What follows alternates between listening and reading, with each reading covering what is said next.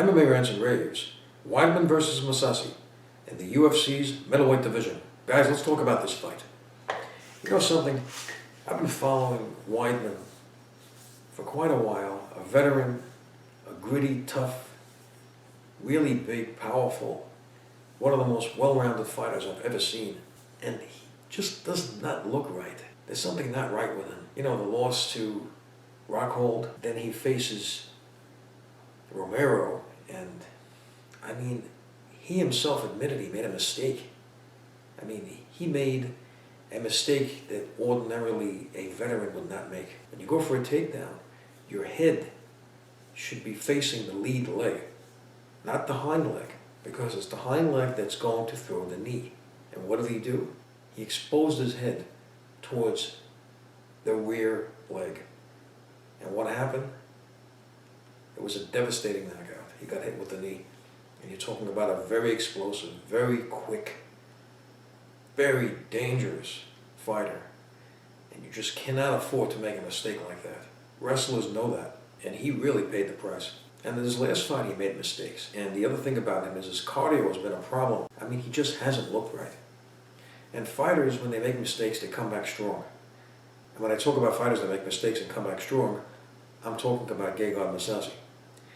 I mean, here's a guy, he loses a fight, he comes back and looks like Gegard Mousasi again, right?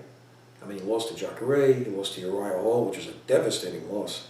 He comes back and he looks fantastic because he's a veteran. Ordinarily, this is Weidman's fight to win, right? I mean, if you look at it, Weidman is a really high-level wrestler, one of the best in the UFC.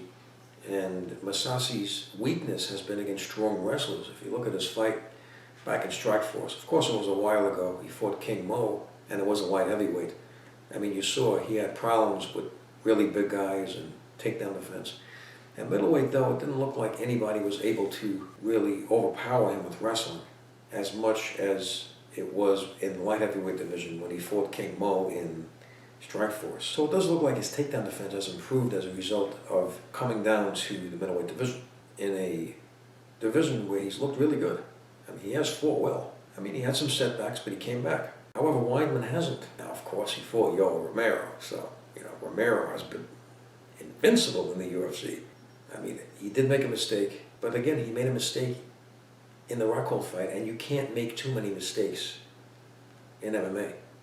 There's very little margin for error. It's the fighters that make the least mistakes that have the most success, even though they may not be the best fighters. Now, as far as Mousasi is concerned, I really think he's a dark horse in this middleweight division. I think he can be a tough fight for anybody. And this is a very important fight for him. And I also think there's a hunger factor here. Mousasi, you know, he's a former champion at Strikeforce, a fantastic fighter. I mean, for a guy his age, he's fought so many fights already. Unbelievable amount of experience. And he hasn't taken a lot of punishment, really, if you look at it. You know, he's fought very intelligently, as opposed to Weidman, who's been in some really tough wars. So there's a wear factor here. So if you look at it, it's Weidman's fight to win. He could use his wrestling. That could be a really strong factor here. Weidman is the most well-rounded fighter in the UFC, if you think about it. I mean, great wrestling, great jiu-jitsu, big power, really big for a middleweight.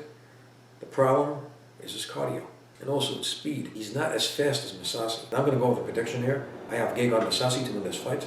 I'd like to know what you think about the fight. Please leave your comments, please subscribe, please like up this video, and thank you for tuning in.